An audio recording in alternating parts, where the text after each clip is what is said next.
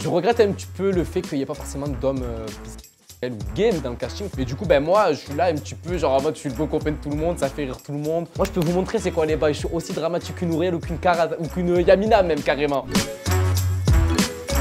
C'est vrai, oui, j'ai pécho Tristan.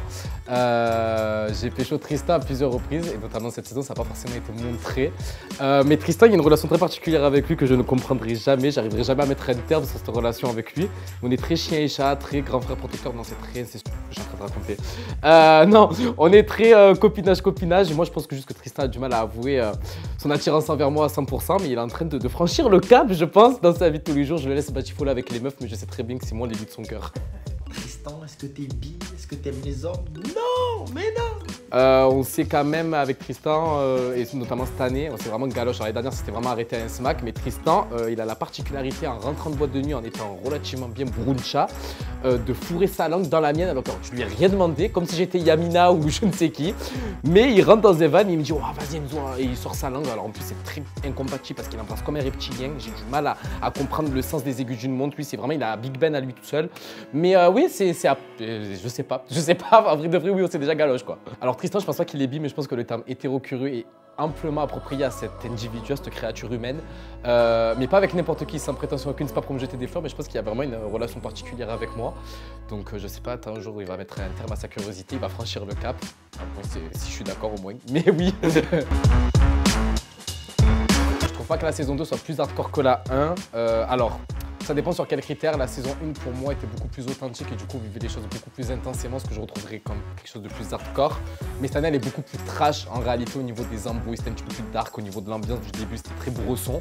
Mais les deux ça se tape, en réalité les deux se tapent. J'ai pas hésité à vouloir signer la saison 2, il y a juste un petit truc qui m'a fait tilter à l'idée de me dire est-ce que je vais pas reproduire exactement la même chose que j'ai fait en saison 1, c'est-à-dire, c'est pas que je me sens effacé ou en retrait, mais tu sais, t'as un peu la caricature du meilleur pote gay, parce que j'ai pas forcément de mec bisexuel dans le casting initial, donc je me suis dit est-ce qu'en saison 2 ça va se répercuter.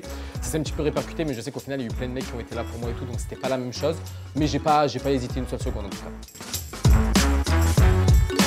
Melvin, il nous a manqué. En vrai, toute personne qui n'est pas là depuis le début nous manque, que ce soit Melvin, que ce soit Théo, que ce soit même Nico, non Nico, notre party.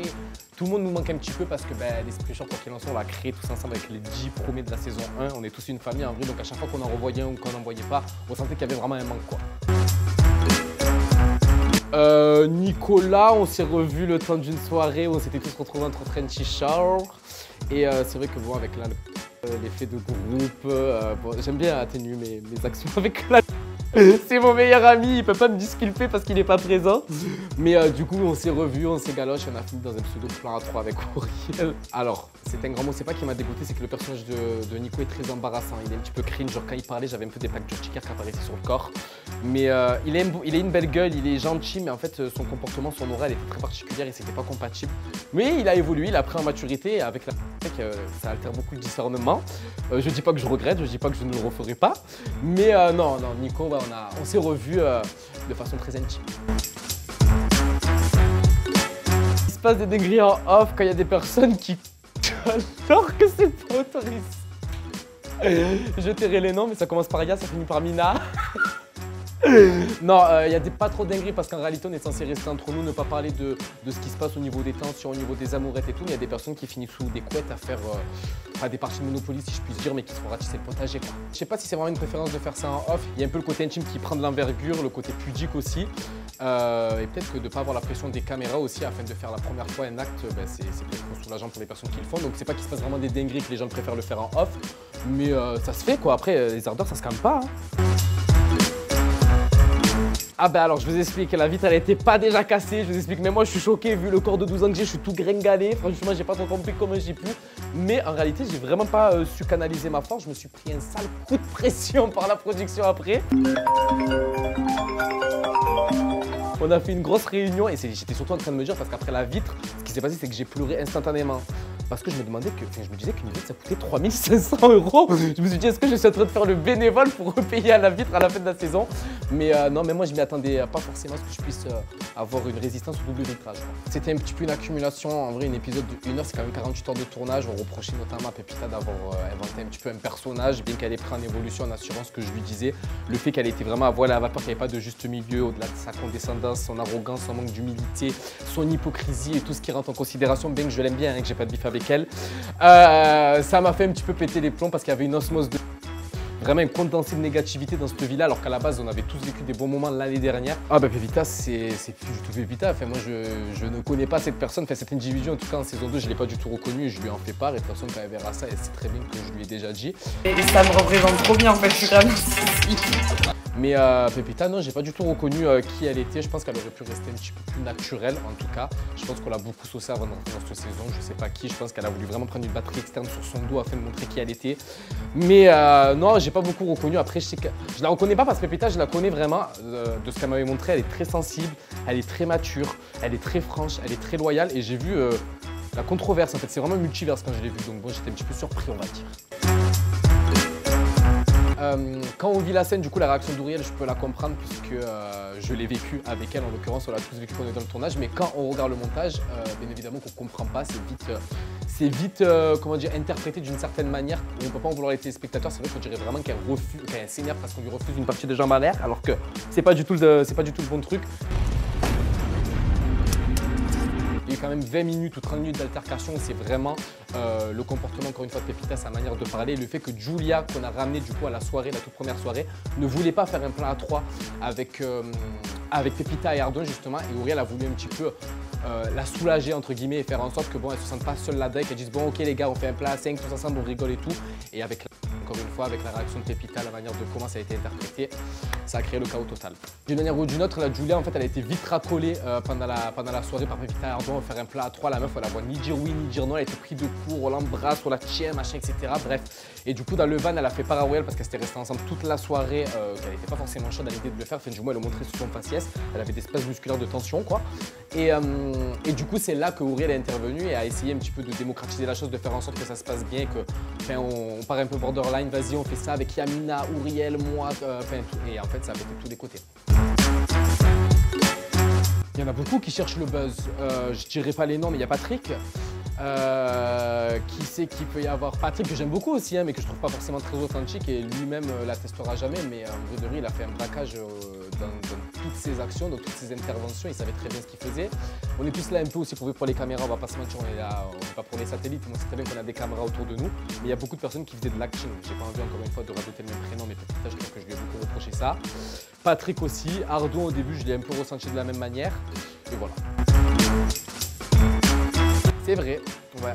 Ma relation avec ma mère est très particulière, elle est très fusionnelle. Ça veut dire que ce qui peut se passer dans Friendship, ma mère elle est branchée tous les soirs, tous les samedis soirs à 23h sur MTV. Elle n'est pas choquée puisque je peux lui raconter mes relations, mes rapports, absolument tout. Vraiment, on a une relation très particulière, encore plus depuis que j'ai fait mon coming out. On a vraiment des liens supplémentaires de fou.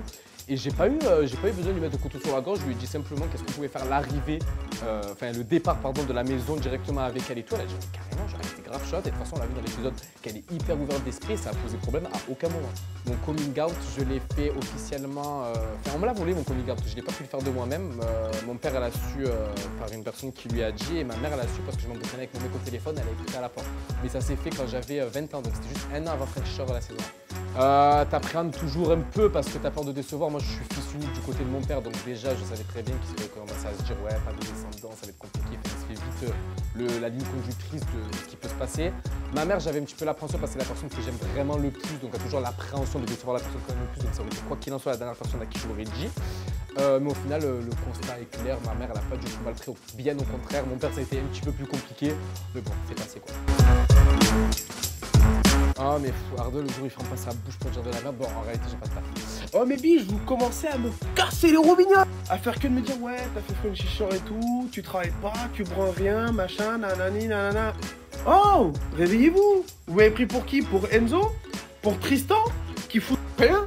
Qui branle rien? Non mais oh. Non mais Ardo, je trouve qu'il devrait un petit peu se mêler de son non, il est vrai que j'ai toujours travaillé fin du mois. Moi, je suis jeune, entre guillemets.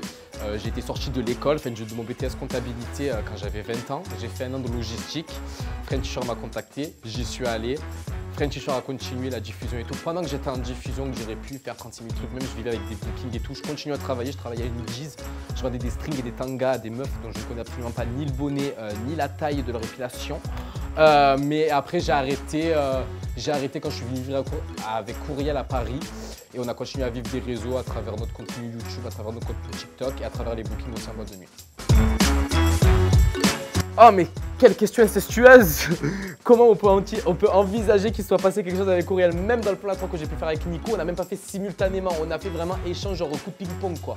Non, avec Auriel, il ne s'est jamais rien passé. C'est ma soeur, c'est ma psy, c'est ma mère, c'est ma meilleure amie, c'est ma marraine la bonne fée, c'est mon animal totem. Mais il n'y a absolument aucune attirance. Ben, quand même, non, c'est pas possible. Genre, on est très protecteurs l'un l'autre. On est très, comment dire, très accaparants, on se met un peu sous des cloches. Mais il n'y a jamais eu cette volonté d'attirance. Oh, mon Dieu, ça me traverse l'esprit, c'est en train de me débecter. Oh, qui j'ai tué. Franchement, je regrette un petit peu le fait qu'il n'y ait pas forcément d'hommes gays, même gays dans le casting. Parce qu'en fait, quand tu regardes French Shore, tu vois bien qu'il y a beaucoup de romance, il y a beaucoup de même si t'es drôle, même si tu bois de l'alcool, même si tu fais la fête, même si tu t'embrouilles, c'est quand même vachement condensé avec des scènes qui sont romantiques ou sentimentales, ce qui plaît notamment aux gens, c'est normal. Mais du coup, ben moi, je suis là un petit peu, genre en mode, je suis le bon copain de tout le monde, ça fait rire tout le monde, je suis là à faire les potins, mais en vrai, derrière, les gars, moi, je peux vous montrer c'est quoi les bails. Je suis aussi dramatique qu'une Auriel ou qu'une Karaz ou qu'une Yamina même carrément. Donc ça veut dire je suis un petit peu fané par rapport à ça, mais après, j'attends. La saison 3 arrive, hein, les gars. Elle veut pas commencer à postuler. Ben, comme je dis tout le temps, la seule chose que je détourne, c'est mon objectif. Parce que les hétéros peuvent faire de miracles. Je suis pas le Saint-Esprit. Mais disons que Tristan, je pense que j'ai quand même accompli ma mission à hauteur de 70%. Hein. Je pense qu'il reste vraiment que 30 petits pourcents où il va vraiment franchir le cap. Mais je trouve que déjà, un mec hétéro dans sa petite campagne de qui finalement commence à galocher un mec, à lui toucher, à se lever le matin en disant « Oh regarde, tu peux me foutre. » Bon, je trouve que finalement, j'ai pas été de même ordre, j'ai réussi ma mission. Hein. Est-ce que j'ai un crush en télé? J'en ai beaucoup, hein. Oh putain, bon, par contre. Alors, qui je pourrais citer? J'espère que c'est flatteur pour déjà Marvin Chilière, il va me tuer. Marvin Chilière, Keleg. Keleg est trop beau. Marvin Anthony, Anthony Alcaraz, Julien Gué. Oh, ils sont trop beaux. Non, mais en vrai de vrai, s'il doit faire une échelle de rêve, Marvin, il est trop beau, vraiment. Mais sinon, Anthony Alcaraz aussi, c'est un bon mot. Ouais, j'en ai beaucoup. On arrête, on dirait une groupie.